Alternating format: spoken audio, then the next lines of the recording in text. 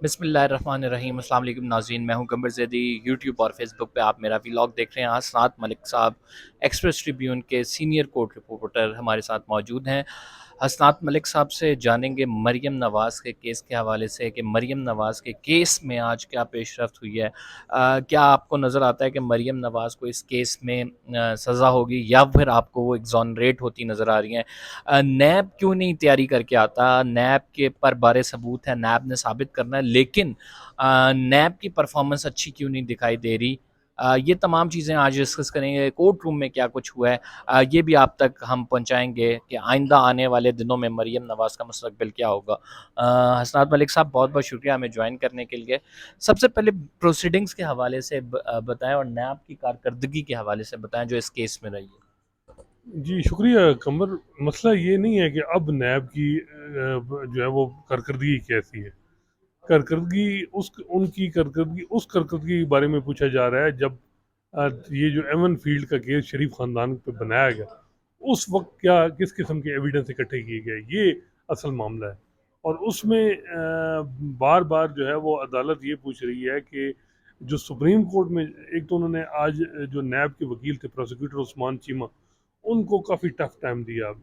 उन्होंने कहा जी कि क्योंकि उस्मान चीमा साहब का जो उन्होंने शुरू से सुप्रीम कोर्ट की जो जजमेंट थी पनामा केस में, वो बड़ी मुख्तलिफ जो जजमेंट आई, जो डिसेंटिंग एडिशनल नोट है, तो सुप्रीम जस्टिस आमिर फारूक ने कहा कि जी वो जो सुप्रीम कोर्ट की ऑब्जर्वेशन है पनामा गेट में, वो इस केस में रेलेवेंट नहीं है। वो सिविल नेचर के 184(3) का केस था।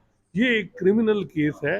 हमने इसको ये उस क्रिमिनल केस में जो एक किस किस्म का क्वांटम ऑफ एविडेंस चाहिए, हमने उस तरीके से देखना है। अच्छा, आपको पता है कि इसी ऑब्जर्वेशन देते हुए उन्होंने कहा कि क्रिमिनल केस की फौजदारी मुकदमात की अगर बात करें तो अगर कातिल ये भी कह दे कि मैंने कत्ल किया, फिर भी प्रोसिक्यूशन को सबूत पेश करना होता है। यानी नैब को हर सूरत में मरीम नवाज के खिलाफ एविडेंस पेश करना है। बिल्कुल, और उसके लिए ये है कि रीजनेबल बियॉन्ड डाउट एविडेंस हो प्रोसिक्यूशन के। अब प्रॉब्लम क्या थी? प्रॉब्लम ये है कि जी जीआईटी ने पनामा लीक्स में इन्वेस्टिगेशन की, उसके बाद नैब ने जो काम करना था वो नहीं किया, जो एविडेंस कलेक्ट करने थे वो नहीं किए। अब ये वो आज उनका सवाल था कि मरियम नवाज का जो रोल है, आप कहते हैं एडर एंड बेटर के, वो उसने जो है वो मामनत की मुआवनत की, हौसला मेन अफजाई अक्यूज की। मरियम नवाज शरीफ साहब की पनामा लीग की ये जो प्रॉपर्टीज, तो ये बताएं कि वो एडर और बेटर जो है वो 93 से हुई या 2006 में जब ट्रस्ट डीड, तो उन्होंने कहा जी पहले उसका कोई रोल नहीं है 2006 में।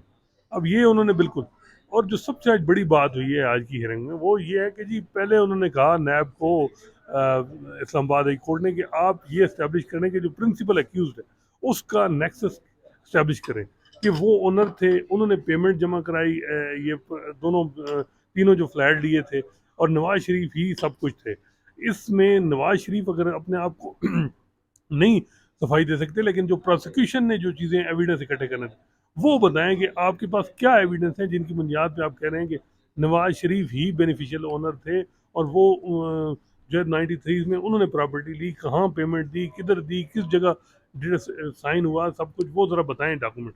वो कुछ भी नहीं है। अच्छा, मुझे ये नाज़रीन मैं थोड़ा-सा आपको समझा देता हूँ कि नैब से बार-बार अदालत ये जानना चाह रही है कि आप हमें वो एविडेंस दें जिससे ये साबित हो कि ये नवाज़ शरीफ की प्रॉपर्टी है। उन्होंने कहा कि बारे सबूत जो है वो नैब पे है। अब नैब की हमें कोई तैयारी नज़र नहीं आ रही है कि वो साबित करे कि ये प्रॉपर्टीज़ इनकी है।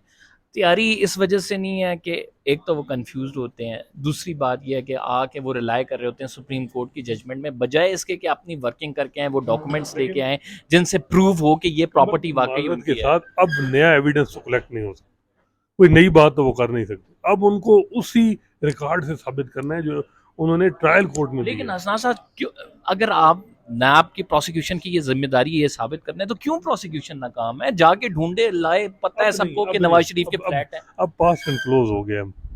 अब कंबर कोई चीज जो है ना अब वो नहीं कर आप सकते ये जो। कह रहे हैं हवाओं का रुख तब्दील हो नहीं नहीं गया है। नहीं, हवाओं का रुख नहीं है। ट्रायल कोर्ट में जो एविडेंस कलेक्ट हो गए हैं, उन्हीं और जिन पे सजा हुई है उन्हीं को देखना है। अब नया एविडेंस नहीं आ सकता। तो आप देखें, जिस एविडेंस की बेसिस पे ट्रायल कोर्ट ने जजमेंट दे दी है, उस एविडेंस हाई कोर्ट के लिए एक्सेप्टेबल होगी या नहीं होगी? देखें वो एविडेंस टेंजिबल नहीं वो सॉलिड एविडेंस नहीं है, बहुत फ्रीजाइल एविडेंस है। और उनमें ये था कि वही सुप्रीम कोर्ट की ऑब्जर्वेशन थी, रिमार्क थे।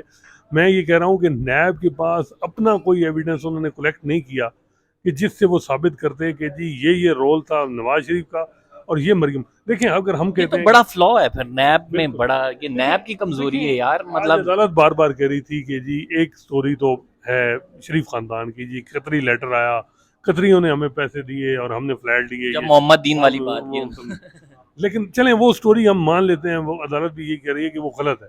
लेकिन प्रोसिक्यूशन की क्या स्टोरी है? प्रोसिक्यूशन की क्या है कि किस तरह वो भी तो कुछ बर्डन उन पे भी है कि वो क्या किस किस्म की चीज़ें लाई।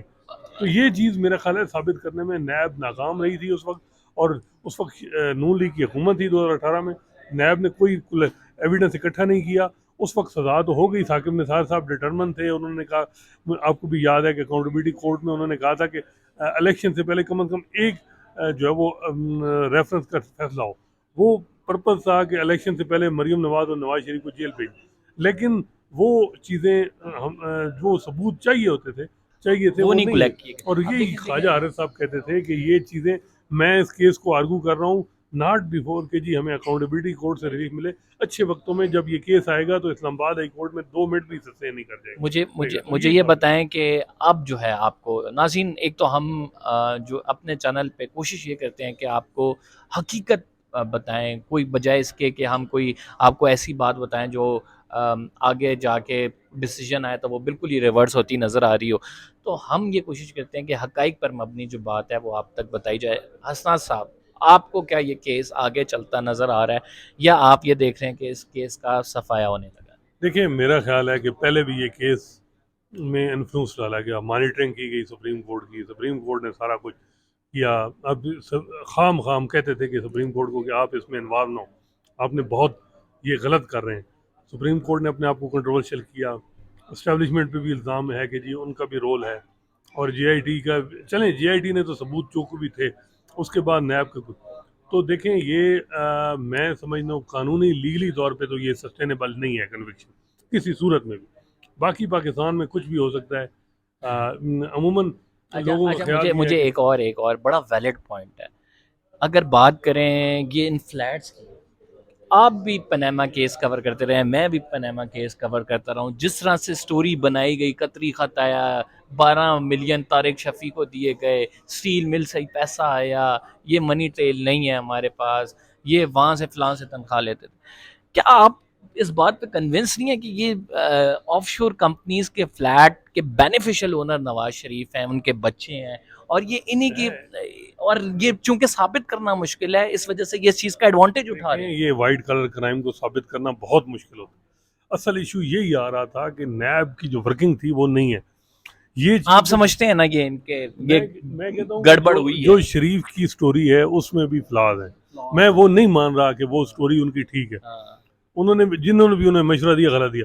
लेकिन जो प्रोसिक्यूशन का फेलियर है वो उस पे आप ये नहीं कह सकते कि चलें, हम इस आपकी बात पे मुत्तफिक हो गए हैं कि प्रोसिक्यूशन का फेलियर हमारे सामने नज़र आ रहा है कि वो केस प्रूव नहीं कर सके, लेकिन साथ साथ ये बात आपको बताना ज़रूरी है कि जो फ्लैट हैं ये कोई एक्जोनरेट नहीं करेगा कि ये फ्लैट बड़े जी हलाल की कमाई से, या ये वो ज़राए हैं जिनसे फ्लैट ख़रीदे गए। ये हमेशा एक मिस्ट्री रहेगी कि फ्लैट किस तरह से देखिए खरीदे हैं, कहाँ से पैसे आए हैं, ये इसका ओनर कौन है, बेनिफिशियल ओनर जो दो कंपनीज हैं उसकी ट्रस्ट डीड के हम मरियम के नाम थी। हम ये तमाम चीज़ें जो हैं बहुत सारी रिकॉर्ड पे कमर भी हैं, और ये सारे सहाफ़ी कमर जानते ये हैं कि ये सारी फ्लैट हेरा फेरी से ये खरीदे गए सारी हैं। परसेप्शन हमारी है। लेकिन हमारे पास कोई एविडेंस तो नहीं है ना कि ये एविडेंस साबित हो सके कि ये इन्होंने गलत किया। चलें, अब ये हसनात नैब का साहब नहीं काम मान रहे, पर है, ये मैं नैब का इस बात नहीं का नहीं कन्विंस हूँ। मैं ये कह रहा हूँ कि जो जिस किस्म का क्वांटम ऑफ एविडेंस चाहिए, वो नहीं मिला। कन्विक्शन ठीक। फौजदारी कानून आपको भी पता है 80% ठीक। कन्विक्शन मैं ओवरटर्न आपकी होती बात है बिल्कुल फौजदारी सही कह केस रहा में हूँ। सुप्रीम मैं कोर्ट में। बिल्कुल, हाँ। वजह क्या है कि वो जो एविडेंस होते हैं वो जिस साले होने चाहिए वो उस वो म्यार के नहीं नहीं है, होते। नहीं।